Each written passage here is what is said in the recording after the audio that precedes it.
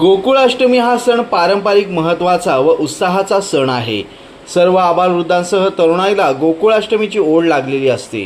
शनिवार दिनांक 16 रोजी सुधागड तालुक्यातील जांभूळपाडा गोविंदाच्या अंगावर चक्क आसुडाचे फटके मारत दहीहंडी फोडली गेली। तसेच यावेळी मल्लखांबाला हंडी बांधून ती फोडण्यात आली। सुधागड तालुक्यातील पाली, जांभूळपाडा, परळी, पेडले आदी सर्वच ठिकाणी गावांमध्ये दहीहंडीची धूम पाहायला मिळाली। पारंपरिक पद्धतीने तसेच पारंपरिक पेहराव व पारंपरिक वाद्यांच्या चालीवर गोपाळकाला उत्सव साजरा करण्यात आला। विशेष म्हणजे गोपाळकाल्याला जोरदार पावसाने हजेरी लावल्याने दहीहंडीचा उत्साह द्विगुणित झाला। दहीहंडी साजरी करण्याच्या वेगवेगळ्या पद्धती आणि रीती आहेत, मात्र अंगावर आसुडाचे म्हणजे चाबकाचे फटके मारून दहीहंडी साजरी करणारी प्रथा तुम्ही कधी पाहिली आहे का? सुधागड तालुक्यातील जांभूळपाडा येथे अशा प्रथेतून दहीहंडी साजरी केली जाते। विशेष म्हणजे अतिशय वेगळ्या प्रकारे पारंपरिक पद्धतीने हा उत्सव साजरा केला जातो। येथे गोविंदाच्या अंगात कान्होबाचे वारी येते आणि हे सर्वजण घुमायला सुरुवात करतात।